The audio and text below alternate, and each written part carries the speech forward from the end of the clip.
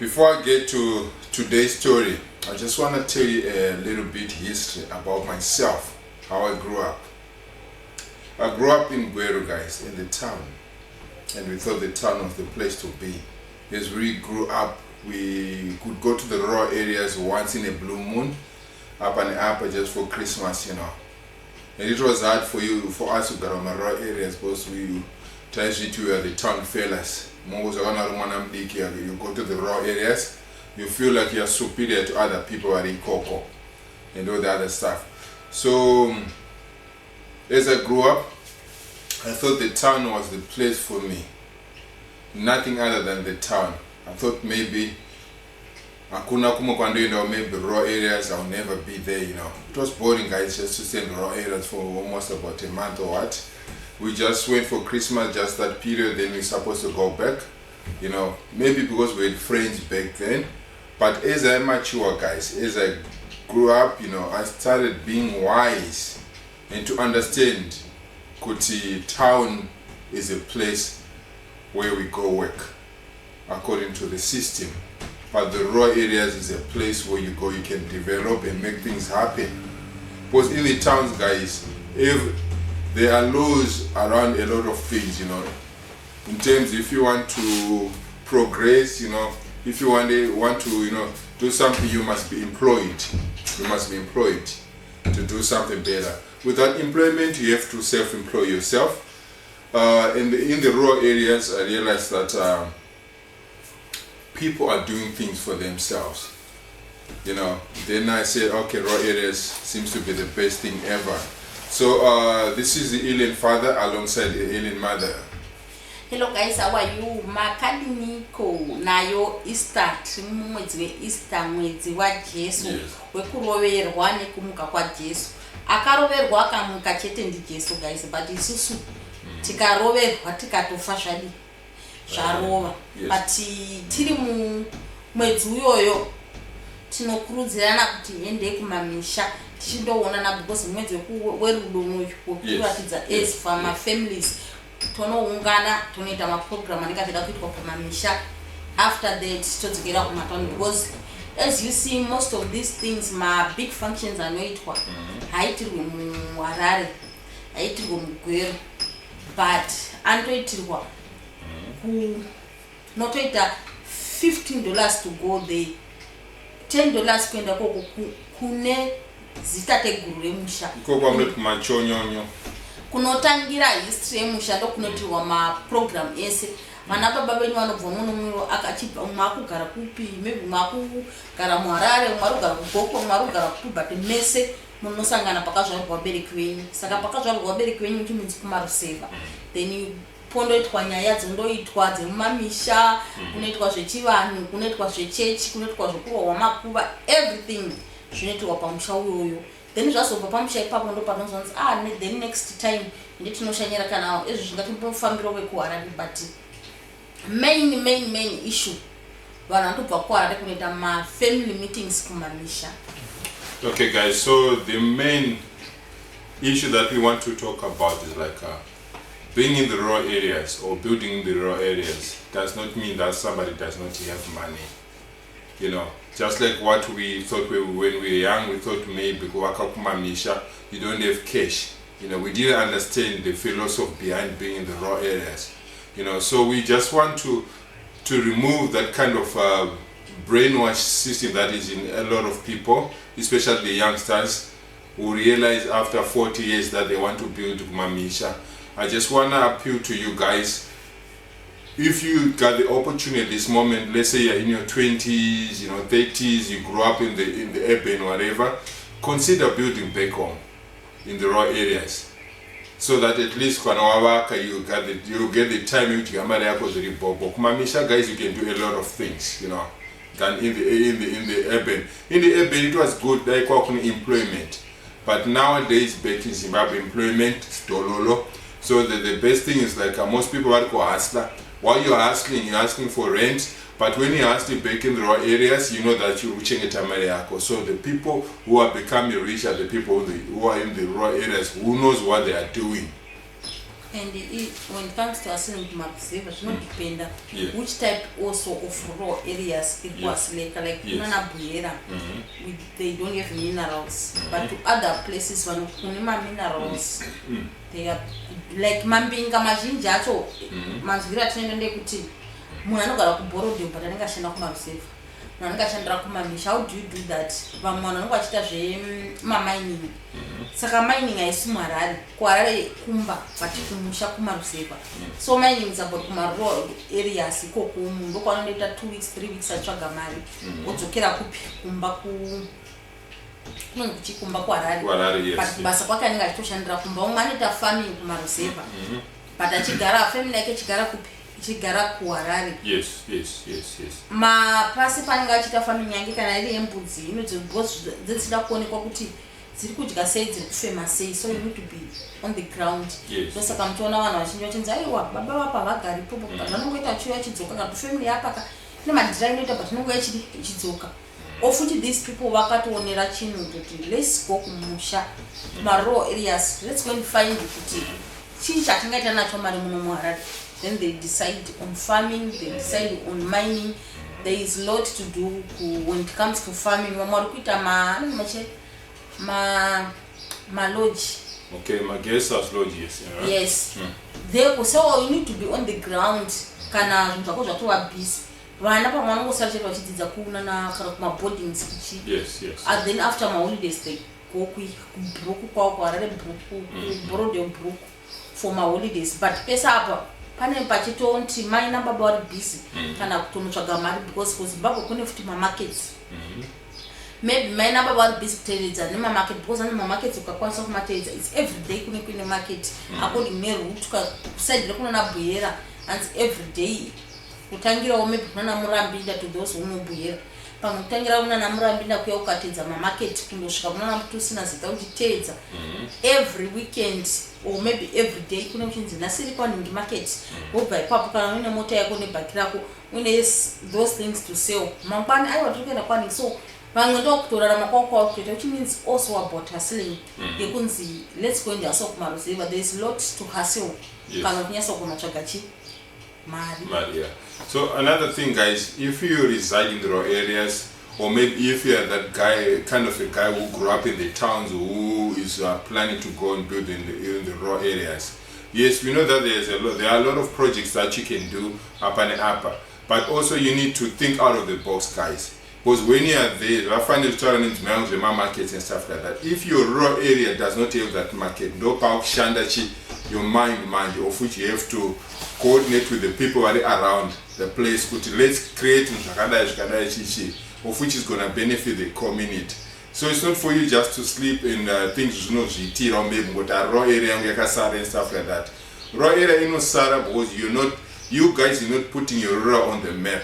Because if you start taking my activities that other places are doing, you'll never be successful in raw areas. Back in Berengwade, kune nzvimbo dzakawanda dzaigara vanhu. Pandakadzokera ikoko I had to find our madongo. Some other people vakuenda nogara nanazvishavani and stuff like that, especially my youngster, But it's high time as youngster we have to utilize our minds to make things happen or maybe to initiate zvinokwanisa kuattract my investors because kumberengwa kuita mining. There's a lot of mining that is happening there. That means kune mari, kune cash. But kana usina ability, to source the cash or maybe kutsvaga mari unoitsvaga sei unotiza that place uchita kuna chunu. Oenda kunosvika uchishandira umwe munhu uchitiza kune mari. So push your ruler on the map like I always say. And one other thing, like my wife said, people in Harare, munanga ane zimba rake muborodheo achibuda achinohasla kumarura. But iwewe zvako ustonanga big house time marura I hate them and tombo wafarida ogara mutown and stuff like that. Kumarura people vari kunotsvaga mari, vari kunogadzira cash so that they can come to the mutown more now drive my good cars. Of which mari kubva kuma projects avanoita kuma farms or maybe marura kuma mining aruitika kumarura and stuff like that. Because in Zimbabwe the land is in abundance but it's being underutilized. So the youth of Zimbabwe ndo patofanwa kupinda isusu or maybe my youngster ari kutera vosvika vogadzira kuti zvinhu zviitike voshandisa land iyaya zvinokwanisa kunge zviri productive and also lucrative. And also research what is there in your rural area. Ndakaona pana kunda chitima chiona about anga chiinterviewa Robert and Praise. So vakati munzvimbo mavo everyone is doing like kurima madomasi, kurima muriwo, kurima maonions, huku, everyone is doing that. So they choose kuti vaite pa guest house. Yes. So it's you as well. If you want to zvokurima madomasi munharaunda mako so far zvakawandisa, it's fine, but you can turn it into my guest house, then you build into a modern house. So it's not modern, it will go into cultural house, like ingori dzimba dzemahati dziya dzatinongoziva dziya. People they will come and sit tozvakaita type yeguest yakada, because people they like to take content. So kana iwo kada kungoita kuti ingova yechivanhu, like original dzekare dziya dzekuti dzemavhu dzichipfurirwa neuswa mukati muchidzura nendove. People they want that because it's, you are talking about history yenyika, so people they want to come and know more about kuti zvichiriko zvekudzura musha nendove. So it's according to you kuti what type of business they want to do kumamisha kwako ikoko. So research more before usati wangoti ndada ndorima madomasi. First rima madomasi uchiziva kuti how far am I in market. Two zvataona kuti vanhu vazhinji kunana kumaruzevha kwavo vanhu vari kubva vachienda kune kumatowns. It's because munhu anenge aresearcha as well kuti zvaari kuda kuita, maybe because other roads are too far, like sekwedu nanabhuira it's far from Harare. So maybe munhu unenge watodecide kuti kana ndikaswedera padhuze nemarket, maybe zvaanoda kuita, maybe munhu anoda kuita zvemaumbrellas, so akaswedera padhuze nemarket yekuti kana akaita maumbrellas akari padhuze nemarket 2 minutes anenge atotengesa kodi akutoita. Kana iwe uchida futi izvozvo do the same, as long as zvese zvikuisa mari. It's not about tese netinogara kumachochombeni, but sometimes you don't have transport yekuzotora zvinhu zvako from maruzevha, because vanhu vanotenga havasi vanhu vamaruzevha, vanhu vanotenga vanhu vari kumatowns, because ndo vari mune need yekuda nyama, ndo vari vane mashortages emavheji, ndo vane mashortages emadomasi. Vanhu vakumaruzevha everyone can do madomasi ake, everyone can do muriwo wake wepayadi pake wekuti anokwana, but kumatowns they don't have land yekuti munhu angarima madomasi anokwana everyday. Munhu iwe unenge uchiroja pamba pemunhu, so they need all those things. So kumaruzevha there is a lot to do zvakawandisa. Ngatiendei to those vane mikana, ngatinotsvakai vanoda kuita mbudzi. And because mbudzi still dzinotoda nzvimbo yakareba, because mbudzi is free range, dzinozvifurira dzinozvitira dzega. So you don't need kunozvitira padhuze netown, because unenge usina nzvimbo, unless kana maruzevha enyari mudhuze netown it will work. But kana munhu unoda kuita project yembudzi hautsvagiri padhuze netown, because hauna space yekudzifudza. Unless kana unoda kuita project yefish farming haina need nebig space, iyoyo space iripo iyoyo dzinotokwana fish, or maybe unokwanisa kudzisa kana muzvimabhaketi according to you kuti unoda kuisa pai, because any space can fit fish. Nevanoda kuita maumbrellas haari futi space hombe, iyoyo space yako inayo you can start doing maumbrella farming. Mozobva ipapo uchienda kune nzvimbo hombe. Yeah guys, so don't be stuck my towns muchiti maybe we're gonna be successful kana zvaramba. And kana what try a project in my towns, then you see there's a lot of competition. Go back to my rural areas, kana win your land, and see what is happening there.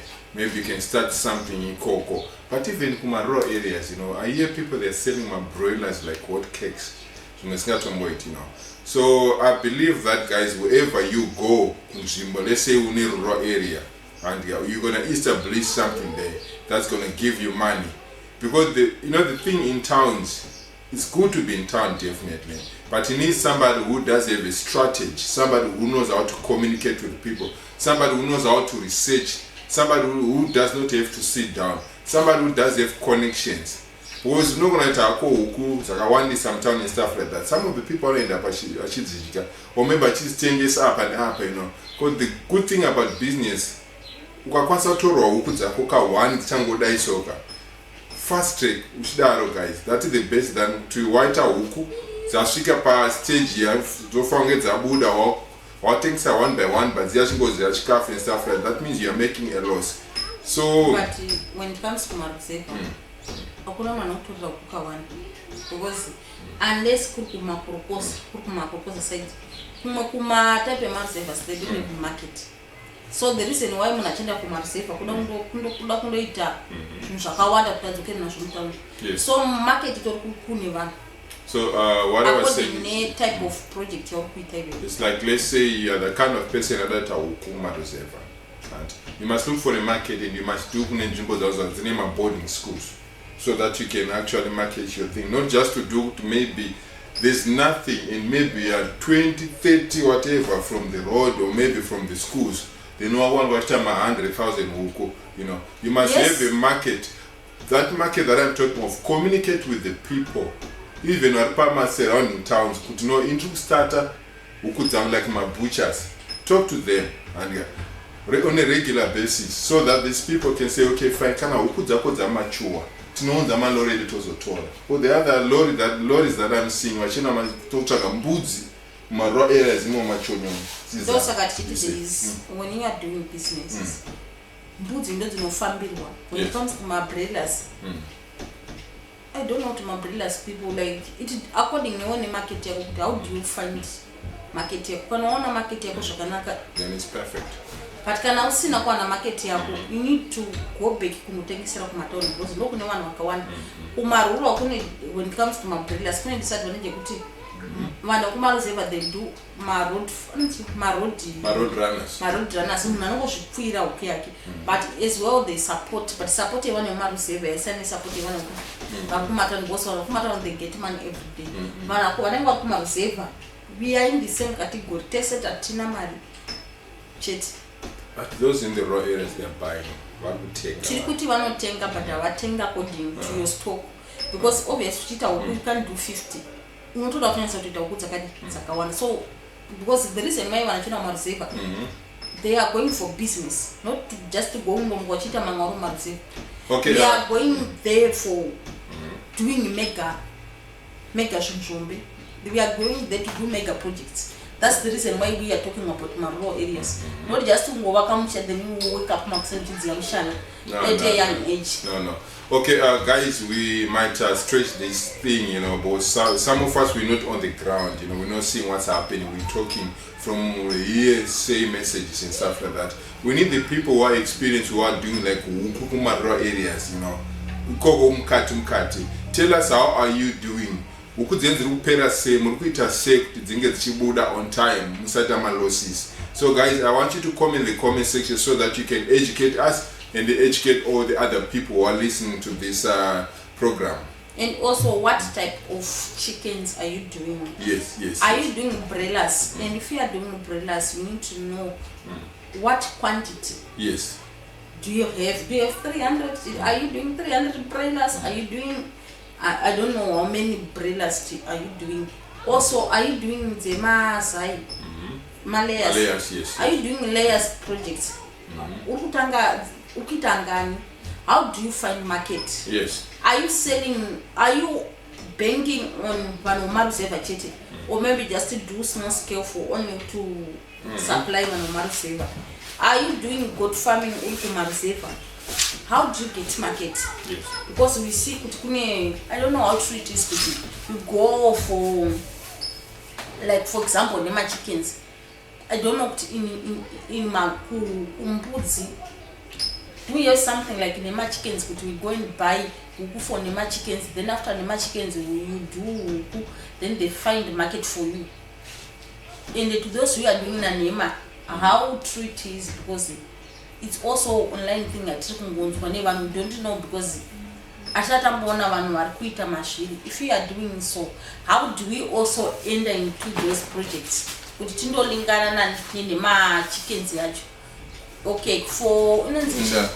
for goat farming. I just wanted to say something before you rush to that. And guys, at Chimpa, before you do projects wherever you are, the first thing you have to do is to research know what's happening there, know the market, know the cost, know the advantages and disadvantages. Don't just do or some people are doing it, or maybe we are telling you that you must do that. First of all, marry. You know, if I want to change it to a guys, marry if I want kind on trial and errors. Marry, you have to know power who is out to each other. So you must do my researches before you do anything. And you can know if you are doing Malayas, business advantage even in Silkuma town there's a lot of shops. You can go and talk to because in my road mega there's a lot of shops. You can talk to one of my shop with supply because most of the shops they sell eggs and but you cannot a big supply of Masai. It means most of the shops they will come to you. Yes. According to inside the wood name shops I want say. It's another thing. Maybe when my umbrellas no longer sell my market because my umbrellas are going to down on my GP freezer.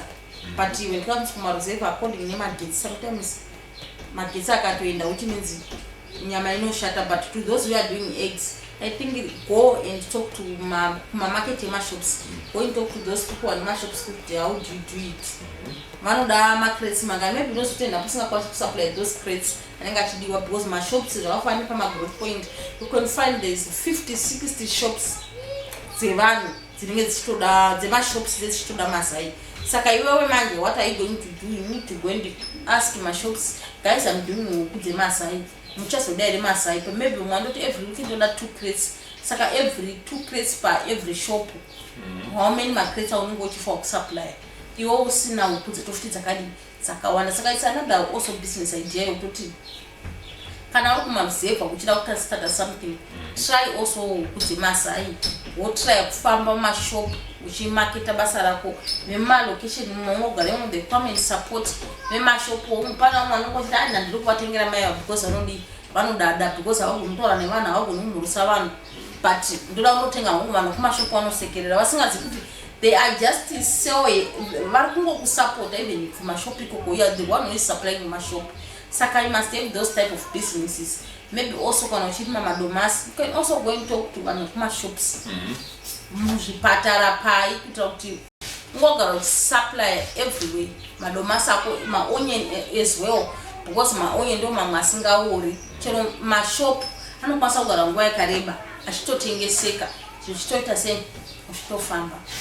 Yeah, because now, come to think of it, I have one Zukurango outside of recently after the heavy rains that happened down in Berengwa, most of the bridges, my roads got deformed, mess up, she told me that I almost talk about tomatoes because people are about tomatoes like crazy, padanga, you know. So vanotono stoka ubva kupushane because munharaunda vaiono matora like kunameno kunenzvimbo dzepadhuze matomatoes ndo panoratidza kuti there's a high demand of agricultural things like tomatoes, cabbages, all those things, daily things zvinodyiwa nevanhu guys because every day people they eat, every day people have tomatoes. So wherever like uri kugara raw areas kwao now, try your best, rima zvaunorima, then take your products from my shops. Let them know you kundoza or kuita. That means you're gonna become their supplier all the time. So guys, there is a lot of things to do kumamisha. And this is my town, yes, my town I see one or 10 years or sian. But in any pandinda against when you're in town, guys, when you are selling things, that means mama no no but but when you go you're making more money. More money, more cash. I want expenses like I want this. Coach Kafuno Zirimira. We are in town. I suppose I'll take this up in a butcher and take a yama. I pay the take a whoop, but we are said Kumusha. I pay the things I want creator. I know Fago guys saw them den. And a Muriwako Agarim, and a Buzaga, Wukia can check a road runner. One. But it depends how hard you work. Kind of Marzeva, Panapam Shop on Scapanaga. And I'm put out in so it's according to you to say these things you know that to be a hard worker. Kumarizeva kwacho. Mwatongoziva nyama. Yes, you need Munhu atori mutauni anotoziva nyama every day achitoita ekudini. Saka if you are a hard worker uchigara kumarizeva, you don't lack anything. But if you are a lazy uchigara mutauni, you lack everything. Yes, that's true, guys. You know, that's another statement that my wife said, and it's very important, guys. When you're in rural areas, don't sleep on your hands, don't sleep on your brains, you know, because even though when you're in town, don't sleep on them, you know. But Pandango now clarify whether you're a hard worker, whether you could be, but in town, there are so many expenses that you come across. Whether ushanda nesimba say, but umemaru no budi some areas ushanda nesimba, but you know that Maria could be changing.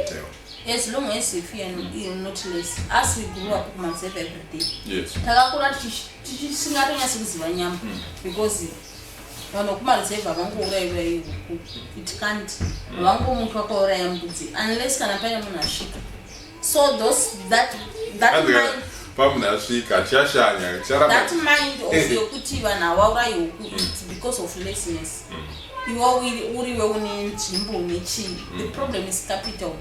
Umwe munhu atorina kana $2 sekutanga kunotsvaga zviku zvake zviduku kuti atange something pamba pake. But kana uine capital ukaita a hard worker, you never lack anything. Whether une capital ukumarizeva, whether une capital umutown, tese tinongotsvaka mari. Iwe unonoitsvaka nefarming, ini chanoitsvaka nekuenda kubasa.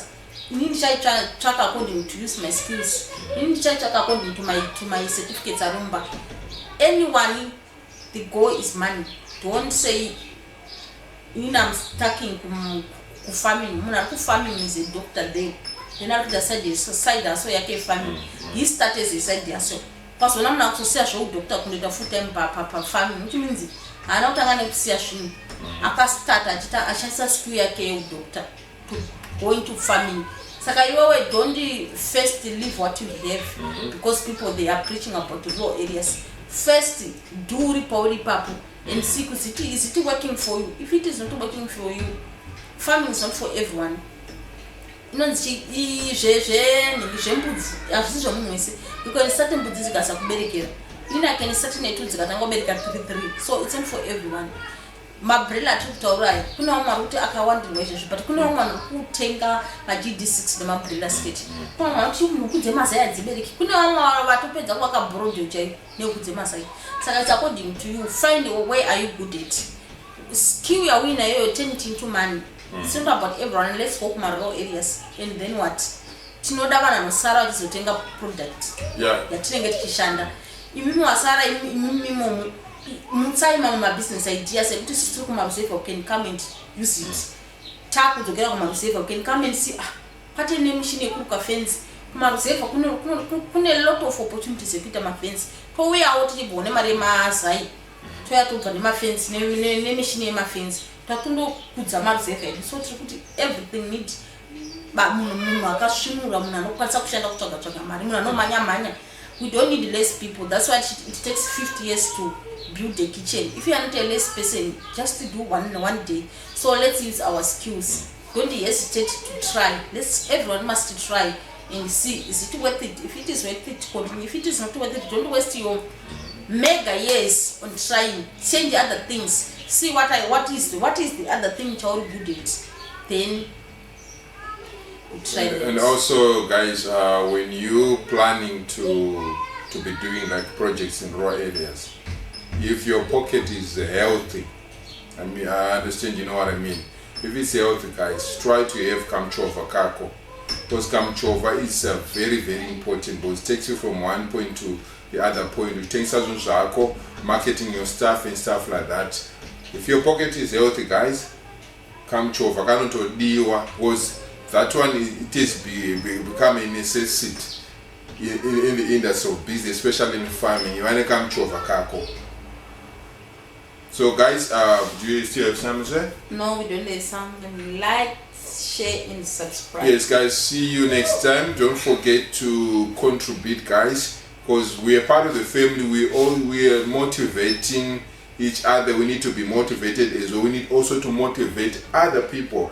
So let's motivate each other in the comment section, guys. Let's comment. Let's talk about these things. people who got the knowledge of the things probably zviripo zvimwe zvataurawo maybe zvinenge zvisiri izvo, because isu tiri kutaura on the general knowledge from here or say, but we need people who are practicing vari paground who are doing it, people who can come in the comment say apa mataura makadai, so you should have done this, you should have said this and that. We need to be corrected, guys. So until next time,